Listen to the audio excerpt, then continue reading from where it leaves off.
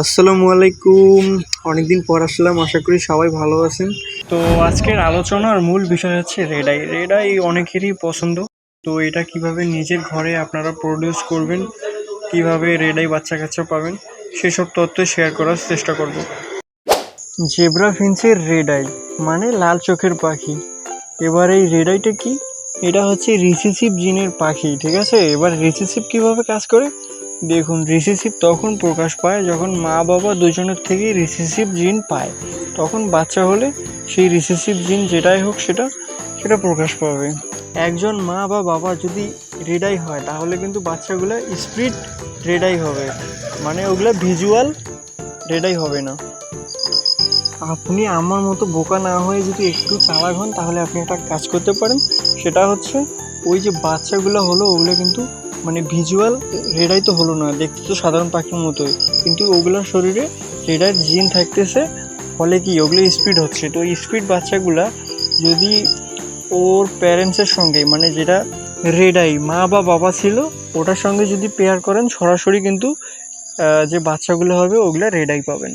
তো এটাই হচ্ছে নিয়ম। আর বুঝতেই তো পারতেছেন যে রেডাই হচ্ছে রিসিসিভ জিনের পাখি। এটা যদি ডমিনেন্ট হতো না তাহলে কিন্তু একটা পাখি হলে আপনি প্রথম ব্রিডেই বাচ্চা পেয়ে যেতেন রেডাই।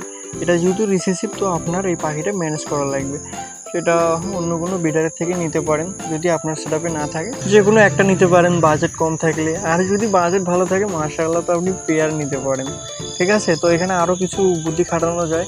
সেটা হচ্ছে ওই যে বাচ্চাগুলো হলো না ওগুলোর যদি মা বাবার সঙ্গে পেয়ার করতে না চান তো ওদেরকে সরাসরি শিপলিং মানে ওদেরকে যদি পেয়ার করেন বাচ্চাগুলোকে ভাই বোন, তাহলেও কিন্তু আপনি রেডাই বাচ্চা পাবেন। এভাবে চেষ্টা করলে সফলতার সুযোগ অনেক বেশি। তবে ওই প্রথমবারে দেখা গেল যে বাচ্চাগুলো নিলেন, নিয়ে মেল বা ফিমেল যেটা ছিল ওদের প্যারেন্টস ওটার সঙ্গে পেয়ার করালেন যেটা রেডাই, বাচ্চা রেডাই না আসলেও পরে কী করবেন, পরে যে ওই বাচ্চা যেগুলো রেডাই আসলো না কিন্তু ওগুলা কিন্তু স্পিড হলো, ঠিক আছে।